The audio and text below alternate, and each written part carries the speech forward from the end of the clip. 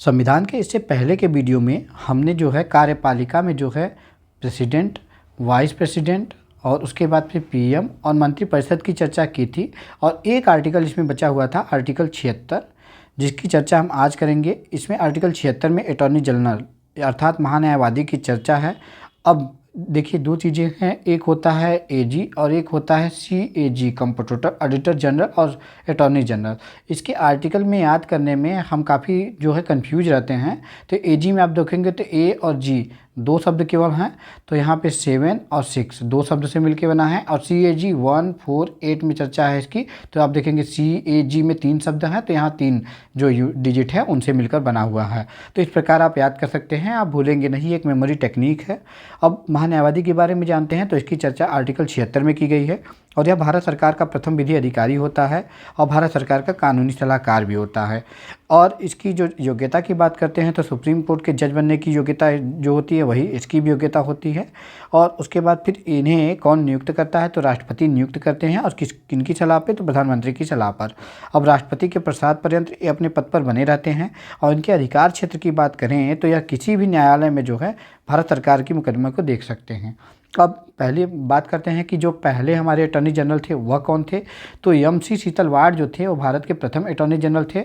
और आप इनका जो कार्यकाल है यह फिक्स नहीं होता, इससे भी आप ज्ञात कर सकते हैं कि इनको 28 जनवरी 1950 को सबसे पहले जो है बनाया गया था। उसके बाद 1 मार्च 1963 तक ये अटॉर्नी जनरल के रूप में कार्य किए थे।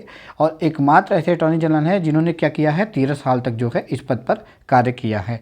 और आगे अब हम जानते हैं, तो आर्टिकल 88 आप जान लीजिए। आर्टिकल 88 क्या है, तो आर्टिकल 88 अब जब जानेंगे तो एक इसमें क्या है कि जो सदन में 20 मंत्री या महान्यायवादी के विशेष प्रावधान की जो है इसमें चर्चा की गई है। जो आर्टिकल 88 है उसी में चर्चा की गई है। तो आर्टिकल 88 में क्या किया गया है, तो सदन में भी जो मंत्री हैं या महान्यायवादी हैं उनके विशेष प्रावधान की चर्चा की गई है।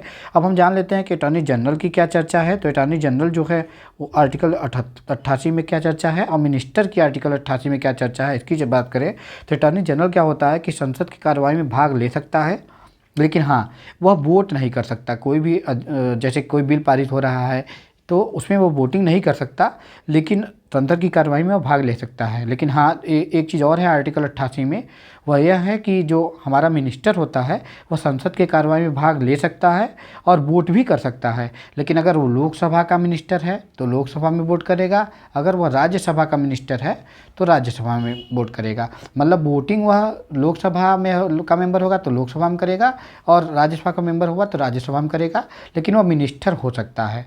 तो ये है कि आर्टिकल 88 में दिया गया है कि अटॉर्नी जनरल जो हैं और जो मिनिस्टर हैं ये संसद की कार्रवाइयों में भाग ले सकते हैं, विशेष प्रावधान है। और वोटिंग जो है अटॉर्नी जनरल नहीं कर सकता है, जबकि मिनिस्टर कर सकता है, लेकिन उसी सदन में कर सकता है जिसका वह मेंबर हो। उसके बाद देखते हैं आर वेंकट रमणी। तो आर वेंकट रमणी वर्तमान में जो हैं हमारे क्या हैं, तो अटॉर्नी जनरल हैं।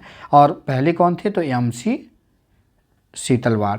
तो एम.सी. सीतलवाड़ जो थे वो क्या थे, पहले अटॉर्नी जनरल थे। और आर वेंकट रमणी जो हैं वो क्या है, वर्तमान के हमारे अटॉर्नी जनरल हैं। उसके बाद हम इनकी नियुक्ति और पात्रता की बात करते हैं। तो भारत के अटॉर्नी जनरल की नियुक्ति जो है किसके द्वारा की जाती है, तो राष्ट्रपति के द्वारा की जाती है। और इनका जो वेतन है, भत्ता है, वह कौन निर्धारित करता है, तो राष्ट्रपति ही करते हैं। अब नियुक्त होने के लिए क्या क्या शर्तें होती हैं इनको जान लेते हैं। तो देखिए, शर्तों में क्या है कि वह भारत का नागरिक होना चाहिए। उसके बाद फिर वह 5 वर्ष तक किसी उच्च न्यायालय या का न्यायाधीश हो, या फिर 10 वर्ष तक किसी उच्च न्यायालय में क्या हो, अधिवक्ता के पद पर कार्य किया हो, या राष्ट्रपति की नज़र में, राष्ट्रपति की निगाह में जो है वह प्रख्यात विधिवेत्ता, जो विधि का ज्ञाता वो प्रख्यात रूप से हो, तो ऐसे व्यक्ति को चुना जा सकता है। अगर हम संक्षेप रूप में कहें तो सर्वोच्च न्यायालय के न्यायाधीश के रूप में जिन्हें नियुक्त किया जा सकता है उन्हें हम अटॉर्नी जनरल के रूप में नियुक्त कर सकते हैं। अब होता है कि एक और टर्म होता है सॉलिसिटर जनरल। अब सॉलिसिटर जनरल क्या होता है इसके बारे में जान लीजिए। तो सॉलिसिटर जनरल क्या होता है कि यह भारत का जो दूसरे नंबर का कानूनी अधिकारी होता है वह यही होता है। और यह जो है एजी की सहायता के लिए, जो एजी होते हैं, अटॉर्नी जनरल होते हैं, उनकी सहायता के लिए यह नियुक्त किया जाता है। अभी कई अतिरिक्त सॉलिसिटर जनरल भी, जैसे कार्य अगर अधिक है तो कई अतिरिक्त सॉलिसिटर जनरल भी नियुक्त किए जाते हैं, और वह सरकार को क्या देते हैं, तो कानूनी सलाह देते हैं। उसके बाद फिर अब वर्तमान में देखेंगे तो तुषार मेहता जी हैं।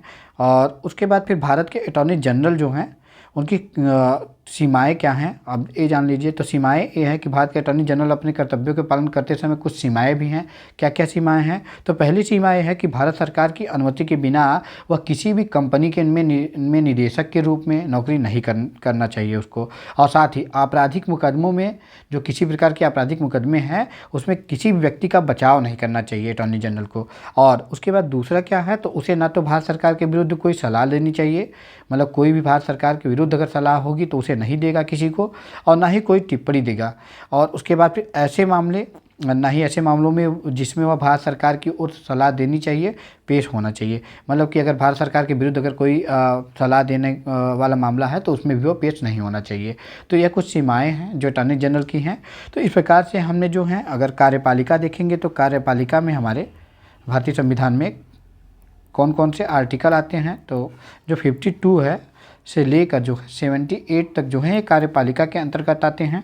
तो इसमें हम कौन कौन से हैं, तो इसमें हम राष्ट्रपति प्रेसिडेंट की बात करते हैं, और वाइस प्रेसिडेंट की बात करते हैं, पीएम की बात करते हैं, और मंत्रिपरिषद की बात करते हैं। उसके बाद फिर हमारे जो अटॉर्नी जनरल हैं उनकी बात करते हैं। तो इस प्रकार से हमने जो है कार्यपालिका का जो सेक्शन है उसे जो है पूरा कर लिया है। अब आगे जो है हम जो क्या करेंगे, तो विधायिका का सेक्शन करेंगे।